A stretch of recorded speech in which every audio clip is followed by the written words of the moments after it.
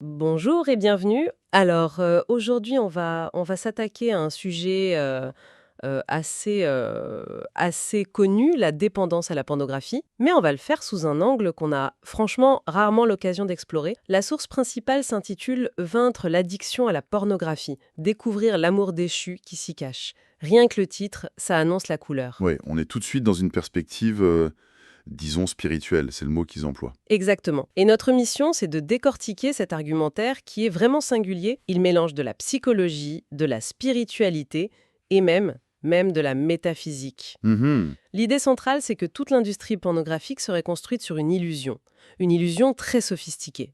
On va essayer de suivre ce fil de pensée, de voir où il nous mène. Oui, et ce qui est intéressant, c'est que ça nous sort complètement des cadres d'analyse habituels, que ce soit médical ou... C'est ça. Là, le document s'intéresse pas tant au comportement en lui-même, mais au pourquoi derrière tout ça. Il postule que le problème vient d'une déviation de nos instincts, nourrie par une perte de sens. Alors commençons par le début, par cette thèse. Le document, il y va pas de main morte, il qualifie l'industrie du sexe d'arnaque sophistiquée. C'est un terme très fort, oui. C'est plus que fort. Il parle pas de simple divertissement, mais vraiment d'une exploitation de nos instincts les plus profonds. C'est vraiment la pierre angulaire de leur raisonnement. Et pour comprendre cette idée d'arnaque, le document oppose deux mécanismes. D'un côté, il y a ce qu'il appelle l'instinct naturel. D'accord. Il le décrit comme une sorte de langage du corps qui reconnaît sa complémentarité vitale. C'est l'idée d'une attraction entière, presque holistique. Une connexion totale, en somme. Voilà, où deux êtres se reconnaissent un peu comme les deux pièces d'un même puzzle. Ok, je vois. Un instinct qui cherche une connexion complète. Mais alors, comment la pornographie arrive à pirater un système aussi fondamental? Ah mais c'est précisément le point. La manipulation pornographique, comme il l'appelle, elle cherche pas du tout à imiter cette quête. Au contraire, Elle la contourne? elle la contourne complètement. Elle va isoler des fragments, des déclencheurs visuels, un bout de corps, une pose, un scénario, et elle va les amplifier pour provoquer une réaction purement mécanique. Cérébrale même. Cérébrale, exactement. Le but, c'est plus la reconnaissance de l'autre. C'est une stimulation brute. On passe, selon leurs mots, d'une union complémentaire à une stimulation fragmentée. Ça me fait penser un peu à un mécanisme de récompense immédiate qui serait complètement déréglé, comme ce qu'on voit dans d'autres addictions au numérique. C'est tout à fait ça. Et la conséquence, si je suis leur logique, c'est que l'individu perd son libre arbitre. Il tombe dans une sorte de réaction pavlovienne. Il ne choisit plus en fait, il réagit. C'est l'argument. La répétition de ce cycle, stimulus fragmenté, réaction mécanique, conditionne le cerveau. Il ne cherche plus la connexion globale, mais juste le déclencheur qui marche. Le désir devient un réflexe. Un réflexe conditionné, oui. Et le libre arbitre s'érode parce que le circuit de la récompense a été, pour reprendre leurs mots, piraté. Bon, si on accepte cette idée de piratage, les conséquences doivent aller bien au-delà du simple conditionnement, n'est-ce pas? Le document parle aussi beaucoup de la perception du corps, n'est-ce pas? Oui, et de manière très très visuelle. Il y a une diapositive qui s'appelle « Le corps féminin, du sanctuaire à l'objet ». Et ce qui est frappant, c'est l'opposition radicale qu'il met en scène. C'est-à-dire? D'un côté, il y a la vision originelle.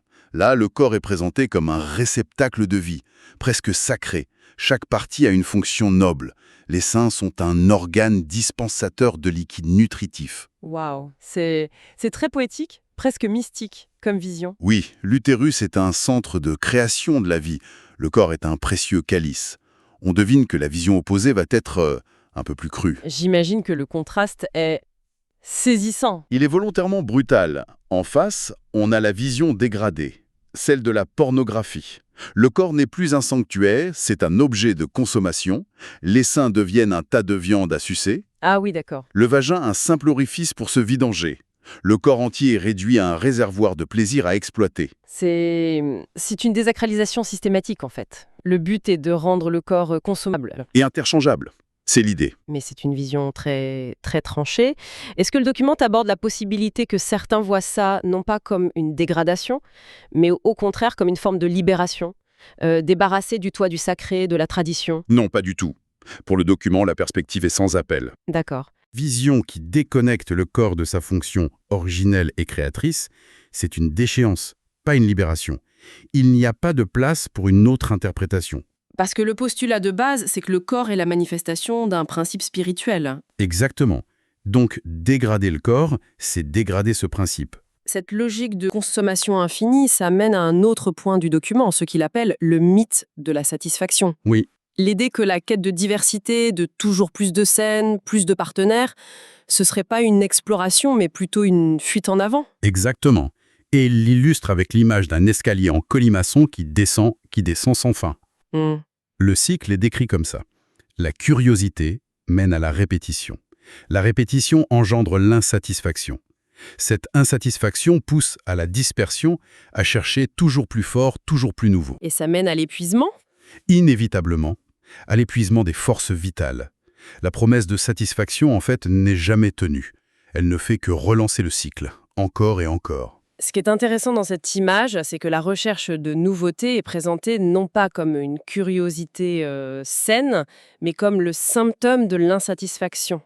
C'est un renversement total de la perspective habituelle. C'est un renversement complet, ouais. Dans ce cadre de pensée, la dispersion est l'ennemi de l'union.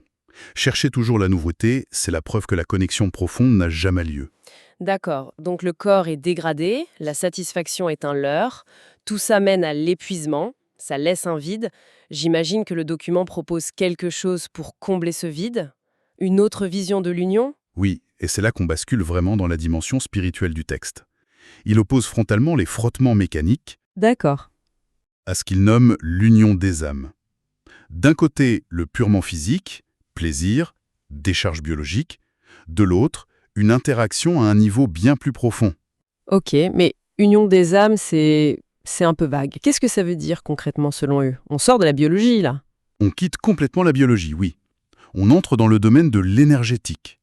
Le document parle d'échange de fluides énergétiques, d'alignement des chakras, d'harmonie des auras. Ah oui, on est en plein dedans. L'acte physique ne serait plus une fin en soi, mais le véhicule d'une connexion qui transcende les corps. Et quand il utilise des termes comme chakras ou auras, est-ce qu'il les rattache à une tradition spécifique, comme l'hindouisme, le New Age? Il les utilise dans un sens plus universel, plus métaphysique.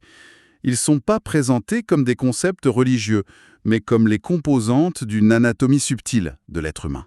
Une façon de dire que notre réalité ne se limite pas à notre corps de chair. C'est ça.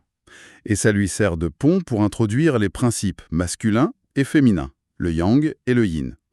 Nos corps ne seraient que la manifestation la plus grossière de ces deux polarités énergétiques. Et comment ils sont définis, ces deux principes?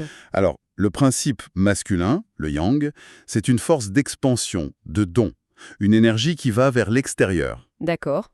Et le principe féminin, le yin, c'est une force de réception, de conservation. Il est dit négatif, non pas au sens péjoratif, mais au sens électrique. Il attire, il structure. Donc la véritable union, ce serait l'harmonie de ces deux forces. Voilà, une harmonie énergétique avant même d'être physique. On sent bien qu'on a glissé de la psychologie à la spiritualité. Et le document va encore plus loin. Il propose une sorte de mythe des origines pour expliquer comment on en est arrivé là.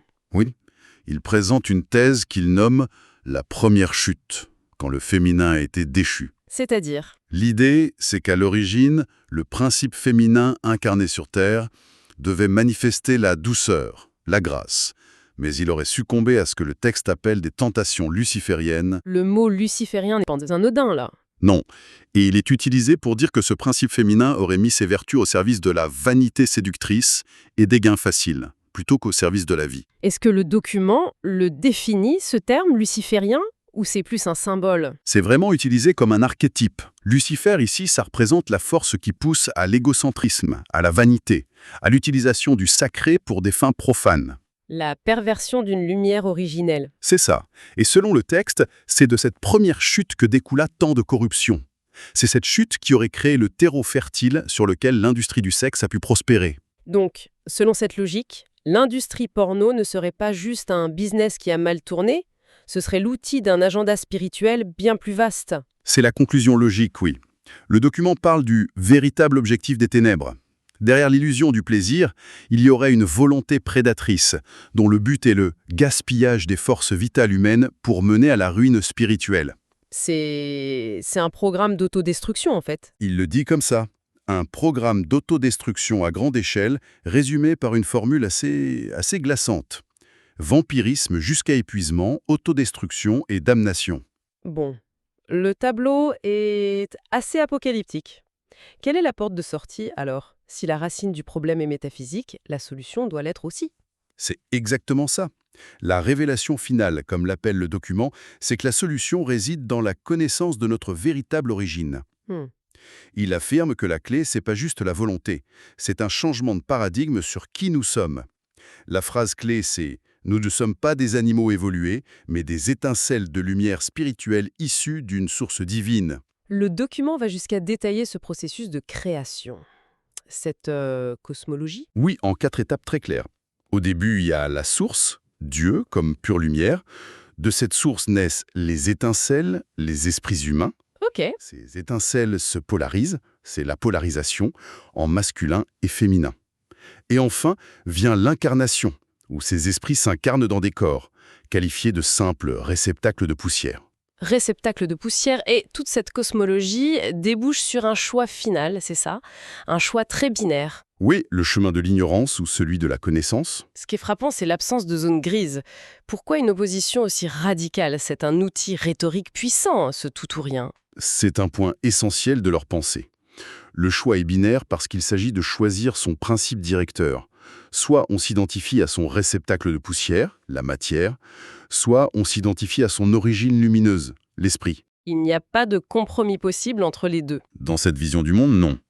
Le chemin de l'ignorance, c'est celui de la matière, qui mène à la pornographie, au vampirisme énergétique, à la ruine. Et le chemin de la connaissance, celui de l'esprit, qui mène à l'union sacrée, à la complémentarité. Donc pour résumer, on est parti d'une critique de l'industrie du sexe et on arrive à une cosmogonie complète sur le sens de la vie. C'est un sacré voyage intellectuel. C'est un voyage, oui. Et la conclusion, c'est que l'issue est un choix purement individuel, un choix de conscience. C'est exactement ça. La phrase de fin insiste là-dessus. L'éveil est un choix personnel. Dans un monde de chaos et d'illusions, la seule voie serait de se différencier pour redécouvrir le but unique de sa propre existence. Un parcours de pensée intense, ce qui nous laisse peut-être avec une question pour la réflexion.